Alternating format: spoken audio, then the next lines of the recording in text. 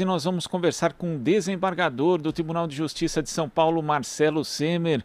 Bom dia, Marcelo. Dos ouvintes.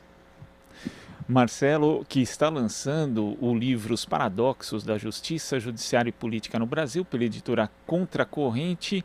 E já no primeiro capítulo, que seria o primeiro paradoxo, aqui intitulado Comida no Asilo, Marcelo, você fala aqui a respeito do momento em que o judiciário, ao mesmo tempo, tem a sua menor credibilidade e também é aquele em que ele é mais procurado aqui no Brasil. E pegando aqui um trecho que você destacou do jurista francês Antoine Garapon, que qualifica aqui o magistrado hoje como um guardião de promessas, diz o seguinte: o ativismo judiciário de que ele é o sintoma mais aparente é apenas uma peça de um mecanismo mais complexo que necessita de outras engrenagens, como o enfraquecimento do Estado. E eu queria que você falasse desse aspecto em especial, sobre como as mudanças impostas pelo neoliberalismo, como a redução do Estado de uma forma geral, alimentam essa figura do magistrado messiânico que se tornou tão popular no Brasil. Isso é uma verdade, né? O Garrapon escrevia isso na década de 90 na França, e de certa forma o que a gente tem vivido é algo muito parecido, né? Com a quebra, principalmente na Europa, nos Estados Unidos, enfim, dos sistemas de estados sociais ou caritativos, enfim, isso acaba deslocando anseios para resolver no judiciário. E aconteceu isso também no Brasil, né? Quer dizer, essa amplitude de demandas. O judiciário, que eu chamo desse paradoxo, porque o judiciário nunca teve uma credibilidade tão baixa e, ao mesmo tempo, nunca teve uma procura tão alta, e não só em volume de processos, os milhões que entram todo ano, mas, sobretudo, numa diversidade de competências, ou seja, todo mundo busca o judiciário para resolver o problema, inclusive problemas políticos. Isso está fazendo com que o judiciário entre fortemente no campo político, e que acaba por esvaziar a própria política, e o que é ruim. A longo prazo isso aqui é muito ruim, porque todo mundo acha que vai conseguir resolver o seu problema, seja jurídico, seja político, seja econômico, pela via do judiciário, que é algo que a gente sabe que isso não vai acontecer. Então acaba sendo, digamos assim, um guardião das promessas que certamente vai acabar gerando frustração. Marcelo, e quando a gente vê aqui, né, porque o seu livro ele tem vários fatos que mostram como a gente chegou a esse estado atual de coisas. E tivemos uma reforma do judiciário ali nos anos 90, é impressionante como existem alguns personagens que continuam atuando, são os mesmos, né? O presidente da Câmara, na ocasião ali em 1999, quando chama a discussão de novo e pauta essa questão, é Michel Temer, né? Que a gente sabe aí participa até hoje do cenário político brasileiro. Depois um dos relatores foi o Aloysio Nunes também, que fez ali uma proposta considerada muito ruim, até mesmo por aqueles defensores ali de uma reforma de cunho mais liberalizante. Essa reforma, ela foi uma oportunidade perdida para reforçar um perfil mais democratizante da justiça? Sem dúvida. Ela não trilhou o caminho da democracia. A questão democrática ficou à parte, embora ela tenha se iniciado, digamos assim, com um projeto do Hélio Bicudo que pensava exatamente nisso. A reforma acabou sendo apropriada fundamentalmente pelo governo FHC, que tinha como ideia aumentar a previsibilidade do judiciário. A ideia dele era o seguinte: nós temos que entrar na globalização, isso aqui é inevitável. Para isso, a gente tem que atrair investimentos estrangeiros, e para atrair investimentos estrangeiros, o que a gente precisa é de uma segurança jurídica, um sistema jurídico que seja mais previsível. E com isso, o fundamento da reforma acabou sendo a verticalização, ou seja, cortar as asinhas dos juízes de primeiras instâncias, né, primeira e segunda, e fortalecer, sobretudo, a cúpula do tribunal, basicamente o Supremo Tribunal Federal. Foram vários instrumentos delegados ao Supremo, alguns estavam na reforma, outros paralelos à reforma, né, mudanças foram pontuais, e a ideia era que reduzisse a judicialização na política. Isso foi um tiro no pé, digamos assim, o tiro que saiu pela culatra, porque o que aconteceu foi que você empoderou de uma tal forma o Supremo, que acabou trazendo uma judicialização da política muito maior para dentro do Supremo. E eu tenho certeza que a gente olha o panorama do judiciário hoje e ele é muito mais imprevisível do que ele era antes da reforma. E as questões democráticas passaram ao lado, porque nunca foi preocupação mesmo dos reformadores, aí, de quem pensava em trazer o judiciário mais fluente, previsível, etc., que ele fosse democrático. Aliás, ao contrário, né? Ele é muito mais previsível, quanto menos democrático ele é. Marcelo, você também menciona ali no seu livro, nessa questão da trajetória da judicialização da política, a questão da lei da ficha limpa, né? Hoje, dados todos os impactos, os efeitos que ela teve à época, houve ali um apoio muito grande de partidos do campo progressista, também de diversas entidades da sociedade civil, achando que seria um bom dispositivo legal para garantir aí uma maior qualidade da discussão política, mas hoje, dados os efeitos dessa lei, o que a gente já viu acontecer em função dela, foi um erro ter feito ela lá atrás? Não tenho dúvida alguma. Aliás, infelizmente, a gente já falava isso na época, né? O que a lei da ficha limpa representou, no fundo, foi transferir poder do eleitor para o juiz, né? Então, isso passa, o juiz passa a ter mais poder para a definição das candidaturas. E hoje a gente tem claramente isso, que quem define a candidatura define a eleição, né? Nós já tivemos uma eleição presidencial, o qual a questão judicial acabou definindo os candidatos. O ex-presidente Lula não pôde sair candidato por processos que hoje não existem mais, né? Então, essa foi uma coisa meio que absurda. Mas não é nem só processo judicial que para o ficha limpa. A gente tem que pensar um pouco nisso. Eu trabalhei muitos anos como juiz no setor público, né? Na seção de direito público.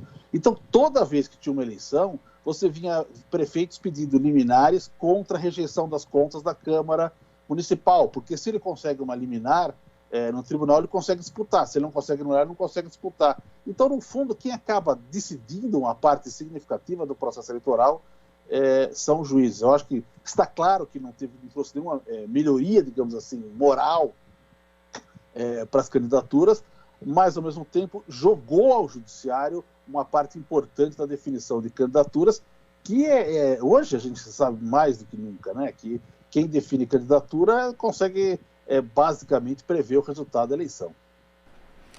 E quando a gente observa também aqui alguns aspectos, né, dessa interferência na eleição, na política de uma forma geral, tem a figura do juiz que exerce um protagonismo submisso. Segundo você aqui, que eu achei muito boa a declaração do ministro do STF, Luiz Roberto Barroso, que está destacada, dizendo o seguinte, Marcelo: por essa razão, em algumas circunstâncias, juízes são capazes de representar melhor ou com mais independência a vontade da sociedade. Quer dizer, essa tentativa de agradar as maiorias tem aí uma implicação bastante grave no exercício da magistratura. Mas tem também uma outra questão que você aborda que se relaciona com essa, que é a espetacularização da mídia. Como é que você avalia o papel da mídia, justamente na elaboração da figura desse juiz que tem que atender à vontade de maiorias ocasionais e que acaba, na verdade, prejudicando a sua própria independência sem que às vezes ele saiba? Então, é por isso que eu chamei de protagonismo submisso, né? Quer dizer, ele é um juiz que consegue um enorme protagonismo, todo mundo fala nele, todo mundo o atende, o segue, etc. e tal, mas que no fundo ele só tem isso porque ele tem, digamos assim, ele consegue apoio popular. Então, na verdade, ele é muito mais submisso do que independente. O juiz abre mão da sua independência em nome da sua popularidade, em nome da sua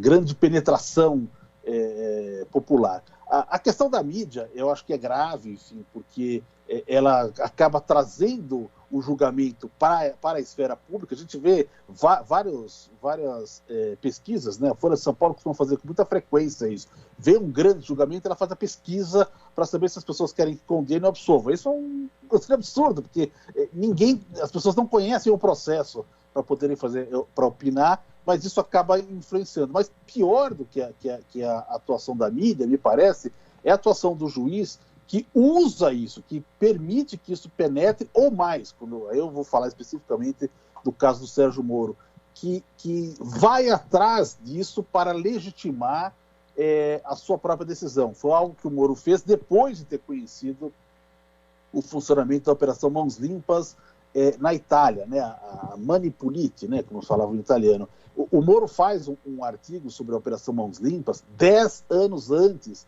da Lava Jato. E o que ele descreve nesse artigo é basicamente aquilo que viria a ser mais para frente a Lava Jato, ou seja, a importância muito grande de fazer prisão para a delação e a importância muito grande de você tornar público isso para que pudesse incentivar outras pessoas a fazerem isso e mais, para que a pressão popular fosse superior à resistência da classe política. Então, ele escreve esse artigo quando a situação política italiana foi dizimada e no lugar, na presidência, assumiu o Berlusconi. Em geral, quando as pessoas, de uma maneira geral, aquelas que apoiaram a operação, começam a voltar para trás e falar, peraí, deu errado. Não, é nesse momento que o Moro analisa e fala, não, deu muito certo. Ele fala, a fragilidade da classe política, do sistema eleitoral, do sistema político italiano, foi o que permitiu a operação. Porque senão a Constituição isso impediria. Então o fato disso ter acontecido também no Brasil não é uma coisa aleatória, é uma coisa, aliás, programada, projetada, porque isso viabilizaria. Então, assim, acho que a mídia, quando entra, faz pressão para entrar dentro do julgamento, a gente vê isso muito claro no caso do Mensalão, né? Isso é muito ruim, mas pior ainda quando você instrumentaliza isso para conseguir fazer com que as suas decisões sejam confirmadas. É o que aconteceu com o Sérgio Moro. Enquanto ele tinha apoio popular, digamos assim, ele conseguia que as decisões fossem mantidas em todos os órgãos do judiciário. Quando começa a ruir, digamos assim, esse apoio popular, ele acaba, todas as decisões vão embora para o ralo, que é o que acabou acontecendo. Então, me parece que essa estratégia acabou dinamitando, digamos assim, eu uso a expressão dilapidando, né, a racionalidade do Supremo, né, porque o Supremo passa a decidir de acordo com o que a gente vê de expectativa nas ruas. Isso é muito ruim, né? Bom, o Luiz Roberto Barroso, que era a favor de ouvir a voz das ruas, certamente mudou de ideia, né? Porque isso que a gente viu no 7 de setembro, as pessoas nas ruas querendo derrubar o Supremo, querendo pressionar a justiça por uma determinada decisão, no fundo, lógico, é um pouco mais tonificado, né? Mas aquilo começa com a Lava Jato. A Lava Jato também teve um movimento de massa na rua tentando influir, pressionar a decisão do Supremo. Então, aqueles pichulecos de ministro, etc. e tal, já havia naquela época. E o que é mais grave é que naquela época aquilo estava com aval do judiciário, né? Ou seja, o Sérgio Moro estimulava aquilo, né? Eu me lembro de um vídeo que ele lança no Facebook da esposa, né, que tem aquela página Eu Moro Com Ele, agradecendo o apoio. Ele fala assim, da maioria, se não da totalidade da população, a Operação Lava Jato. E ele fala isso antes de sentenciar o processo, né, para que, de modo que a gente veja a isenção, digamos assim, que ele colocava. Isso foi uma coisa absolutamente visível. Aí eu volto a falar sobre a mídia, né? Porque hoje que as pessoas se escandalizam, mas tudo isso foi mostrado a público. Nada era, digamos, aquelas conversas do Moro com os procuradores, a gente não conhecia, é verdade. Mas todo o resto era visível, era previsível. A gente não sabia os termos, mas que aquilo estava acontecendo, a gente sabia. Agora, nesse caso específico, né, do papel do juiz Sérgio Moro na Lava Jato, além desse protagonismo submisso em relação à opinião pública, existe também um protagonismo em relação ao próprio Ministério Público, porque você destaca isso no livro, inclusive, Marcelo, que é a questão do juiz como um mero homologador do MP, né? Vem o promotor ali com a condenação, o juiz ali até tenta auxiliar, né? Se ele acha que não está muito bom, e aí ele vai lá e só carimba praticamente. Então isso é uma perversão do papel do magistrado? Isso é uma perversão grande. Veja a questão eu brinco com um erro de tradução, mas muito provavelmente não foi um erro, mas enfim, quando ele louva a Operação Mãos Limpas, que foi a cruzada mais exitosa do Poder Judiciário, a gente já devia ter duvidado disso, né? Alguém que acha que o Judiciário tem que fazer uma cruzada não pode estar no Poder Judiciário. Mas, enfim, quando ele fala isso sobre os juízes da Mãos Limpas, ele está cometendo um grosseiro equívoco, porque aqueles juízes, aqueles magistrados italianos, eram, na verdade, membros do Ministério Público, eram acusadores. Só que lá os membros do Ministério Público e os juízes fazem parte da mesma carreira que a carreira da magistratura. E aqui, essa foi a grande questão do processo, né? Porque, embora sendo juiz, ele se comportava como um membro da acusação. E como ele prepara a acusação, quando ele vai julgar, não tem mais ele só tem um carimbo para fazer, que ele já sabe a testemunha que vai entrar, a tese que vai feita, já sabe as formas como se deve desenrolar as alegações, ele discutiu isso tudo junto. Eu acho que foi uma enorme diminuição para o trabalho do Ministério Público e embora ele tenha se protagonizado nesse processo, enquanto o juiz é uma nulidade, porque a hora que chega para a sentença, todo mundo já sabe, porque ele já participou de toda a produção. Mas o que eu acho interessante, Glauco, se me permite entrar nesse campo, nas conversas que foram liberadas pela Operação Spoofing, a gente pode ver lá, há duas passagens que me parecem importantes. Uma delas em que o Deltan teria dito alguma coisa como não, essa questão das nulidades e tal. Enquanto nós estivermos com a opinião pública, nós estamos seguros. E era uma verdade, ele tinha essa noção e é uma verdade. E depois, uma outra passagem de outro procurador, cujo nome eu já não me recordo, falando sobre quando o Moro, logo já depois do processo, aceita o cargo de ministro. E aí ele fala, olha, agora vai tornar muito complicada a situação, porque vai trazer tudo isso para dentro da Lava Jato. Eu acho que esse foi o problema. O Moro, a vaidade dele comeu tanto isso, que ele acabou, ao aderir ao governo Bolsonaro, ao qual só chegou lá em razão dele, né, ele acaba desprestigiando o próprio processo.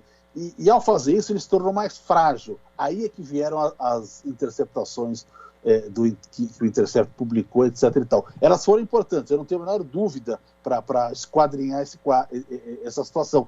Porém, se elas tivessem vindo 2 anos antes, o tribunal ia afastar a prova ilícita, a imprensa não ia dar destaque, não sei o quê. Isso só aconteceu porque ele já estava com o desprestígio carregando pelo governo Bolsonaro. E eles perceberam isso, os procuradores perceberam que era um grosseiro equívoco, né, que ele estaria fazendo, e acabou pela vaidade jogando tudo no ralo.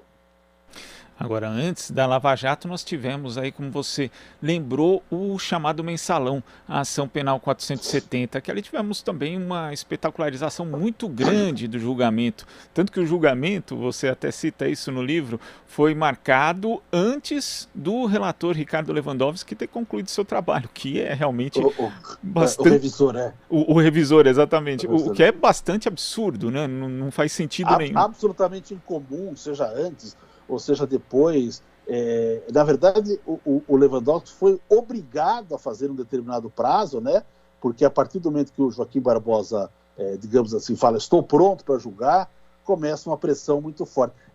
A pauta, a agenda do mensalão foi feita pela mídia, por interesses políticos ou partidários, porque naquele momento não havia a urgência de julgá-lo, porque não havia uma prescrição próxima que tomasse isso. E há uma série de questões que a gente foi ver posteriormente, as alterações que o Supremo teve em relação à questão da competência, né? Porque, no fundo, quando o mensalão é julgado, praticamente ninguém tem foro privilegiado, né? Isso vai ser julgado pelo Supremo, não, tem que julgar tudo junto e tal. E do lado da mídia ficou muito claro, isso é uma coisa que sempre me marcou. A maior manchete que a Lava Jato, que deu o mensalão no jornal, foi da Folha de São Paulo, que ela fez uma manchete tipo guerra, né? Começa a guerra, aquelas manchetes de 6 colunas, uma palavrona grande, assim e tal, e a palavra era culpados, né? E aquilo aconteceu não no final do julgamento, aquilo aconteceu no dia em que se formou maioria para condenar o Zé Dirceu.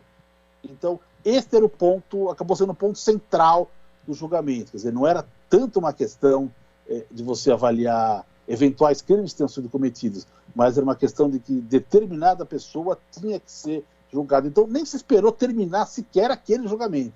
6 votos a favor, ponto.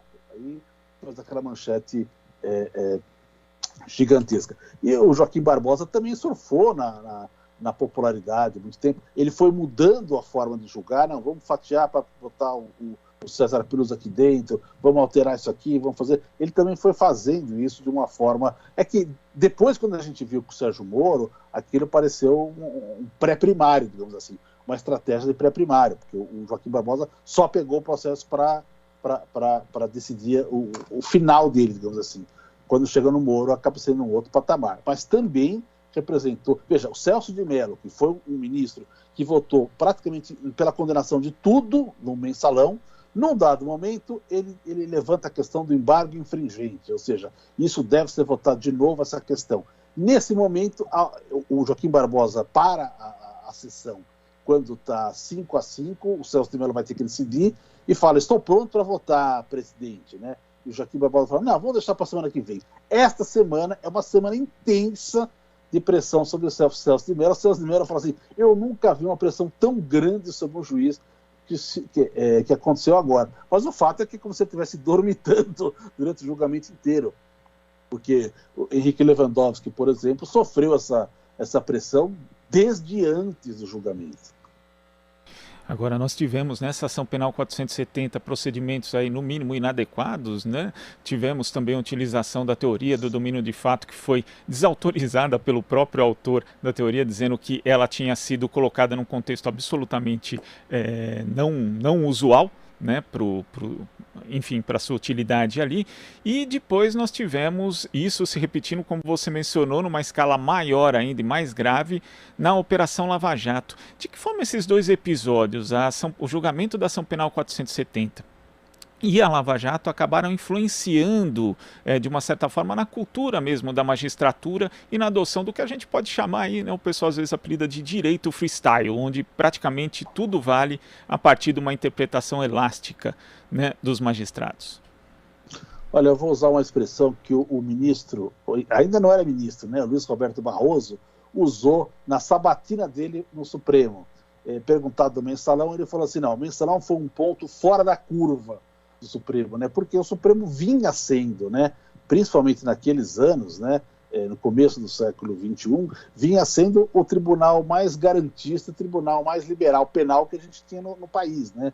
Ou seja, eles foram incorporando dados da Constituição e foram tomando decisões relativamente importantes. Quando veio o mensalão, eu diria que nem provavelmente um ponto fora da curva, né? Mas é o início de uma curva, da qual, aliás, o Luiz Roberto Barroso acabou sendo um dos protagonistas. Acho que foi extremamente preocupante isso, essa ideia de decisões ad hoc, submissões à vontade popular. A gente foi ver depois, na questão da presunção de inocência, que o Supremo teve, durante algum pequeno espaço de tempo, tomou 2 decisões diferentes em relação àquilo, e quando a gente põe na linha do tempo, a gente vai ver que, na verdade, aquilo serviu basicamente para deixar o ex-presidente Lula preso, né? Havia uma grande pressão popular, pressão militar, né? O general Vilas Boas fazendo isso e tal.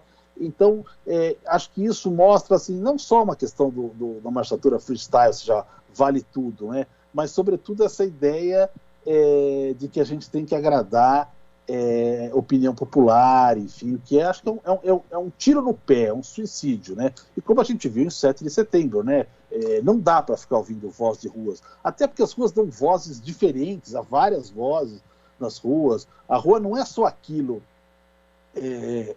que a TV mostra, ou que sai na publicação no jornal. Há várias instâncias, e eu diria o seguinte, que o juiz, com a sua pouca compreensão política, etc. e tal, é o que tem menos condição de auscultar a vontade popular. Basta ver no Supremo, por exemplo, como foi recepcionado com absoluta tranquilidade a reforma trabalhista, né, que precarizou direitos fundamentais, a reforma previdenciária, o teto de gastos. Nada disso era popular, nada disso atendia a voz das ruas, ao contrário, atendia interesses. A reforma trabalhista era um claro interesse empresarial, o lobby empresarial fez, aliás, quase todas as emendas que acabaram sendo aprovadas, e aí ninguém ouviu a voz das ruas. Então, não dá para dizer o seguinte, não, vou contar com a justiça, porque a justiça vai impedir os grandes retrocessos, né? E não é bem assim, né? A gente teve um retrocesso de garantias gigante, né? O teto de gastos, que é a constitucionalização da austeridade, é um grosseiro absurdo, no qual vai passando pelo judiciário. É por isso que eu falo, Glauco, que às vezes a gente vê uma ausência de política, uma ausência de contestação na Câmara dos Deputados, etc. e tal, e fala assim, não, nós vamos resolver esse problema com o judiciário. Mas não é o correto. O correto é resolver os problemas da política com a política, é fazendo força na política. E imaginar que o judiciário possa resolver, eu acho que é um pouco de ingenuidade aí. Marcelo, eu queria agradecer a sua participação aqui no Jornal Brasil Atual. Nosso tempo está chegando ao fim, mas antes queria deixar uma última pergunta, que é relativa ao fato que você descreve ali no livro do judiciário, na verdade, despontando como um obstáculo na prática apuração de responsabilidades pelos crimes contra a humanidade cometidos no período da ditadura civil-militar que nós tivemos no Brasil, né? O STF acabou reconhecendo, por exemplo, a validade da lei da anistia. Agora nós temos um outro contexto em que também há indícios de prática de crimes contra a humanidade por parte do presidente Jair Bolsonaro e de outros integrantes do governo durante a condução da pandemia, além de outros inúmeros delitos, né, crimes comuns. Você acha que agora o judiciário vai mudar essa história e vai ter um outro tipo de postura em relação àquilo que teve em relação justamente aos crimes cometidos pela ditadura? Olha, essa questão do judiciário, né, e da lei da anistia foi extremamente importante, como eu mostro no livro. Só o Brasil impediu o julgamento dos crimes, né, na América Latina, e há um brasilianista lá que é professor da London School of Economics, né, o Antônio Pereira, que ele fala o seguinte: isso aconteceu no Brasil porque no Brasil a ditadura também foi judicializada, a repressão foi judicializada. Não obstante uma série de desaparecimentos e mortes dos porões, muita coisa acabou virando processo, julgamento, inclusive pelo Supremo Tribunal Federal, né? O caso da ex-presidenta Dilma foi um caso desse, né? Ela foi presa, processada, condenada, cumpriu pena, etc. e tal. Então, quanto mais judicializado foi a repressão da época da ditadura, mais difícil quebrar isso dentro do judiciário. Agora, a gente tem que pensar o seguinte: botar uma pedra sobre os crimes contra a humanidade foi um dos fatores essenciais para que nós não tenhamos feito uma transição da ditadura para a democracia. Essa ficou uma transição interrompida. E eu acho que isso é extremamente relevante para a cultura autoritária que ainda persiste no país, né? Então não dá para dizer assim que o Bolsonaro inaugurou uma nova era autoritária, mas ele só é eleito porque existe um caldo de autoritarismo muito grande. Então, assim, quando você fica assim, não, o judiciário é que está confrontando o Bolsonaro, etc. e tal. Mas para que o Bolsonaro tivesse chegado lá, o judiciário normalizou muitas agressões, muitas ofensas, né? Inclusive absolveu ele de racismo, etc. e tal. Então, tem um quê de responsabilidade, inclusive por não firmar uma tradição democrática com mais empenho. Agora, eu não sei o que vai ser adiante. A gente está com uma situação, digamos assim, sob controle na Câmara dos Deputados, mas não é por causa dos deputados, basicamente, assim, né? O Bolsonaro comprou os deputados, o Centrão tá com ele. Esse Centrão, como a gente já sabe há muito tempo, ele vai e vem para todos os lugares, né? Ou seja, se houver uma força política muito grande, ele não tem nenhuma vergonha de alterar a posição. O que acontece é que as elites financeiras, mercado, ações, etc. Tal, não veem o Bolsonaro como um grande problema. Eu tenho brincado aí no Twitter, né? Eu falo que eles veem o Bolsonaro como um malvado favorito, né? Eles amam odiar o Bolsonaro, mas querem lá. A Rede Globo fala do Bolsonaro, mal do Bolsonaro todo dia.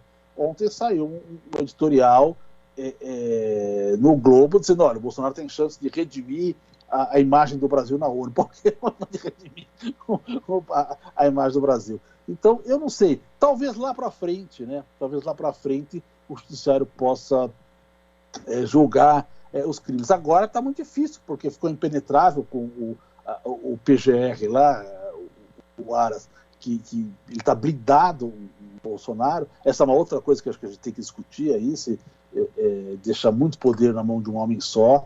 Acho que acabou sendo improdutivo. Acho que isso vai fazer com que a gente repense essa questão do Ministério Público, etc. e tal.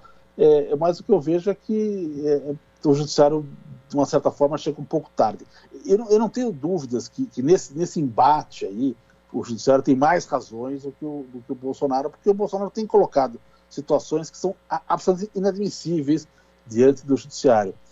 Mas não me agrada, devo dizer isso aqui, que não me agrada esse chamado inquérito da fake news aí. Não porque as pessoas não estejam cometendo crimes, acho que muito provavelmente elas estão mesmo cometendo crimes, mas é que eu acho que acabou virando uma coisa que fica na mão do Supremo, ele faz a hora que ele quer. Isso eu já não concordo muito. O Daniel Silveira é um deputado, tinha foro privilegiado, mas o Roberto Jefferson não é. Então, acho que esse inquérito chave-mestra não é muito bom. Hoje pode ser bom, porque ele está colocando um freio no Bolsonaro.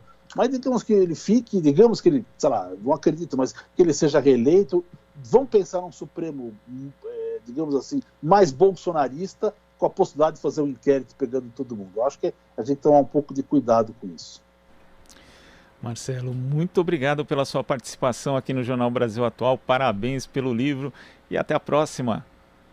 Tchau, Glauco, tchau aos ouvintes. Adoro, ouço muito a Rede Brasil Atual, a Rádio Brasil Atual, né? Aliás, participava aí, né, justo com Justificando, né, que o nosso podcast aparecia aí, e é um grande prazer para mim falar com você.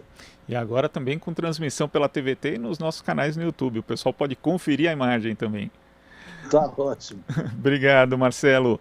Conversamos aqui com o desembargador do Tribunal de Justiça de São Paulo, autor do livro Os Paradoxos da Justiça, Judiciário e Política no Brasil, Marcelo Semer. Você está ouvindo Jornal Brasil Atual. As notícias que os outros não dão.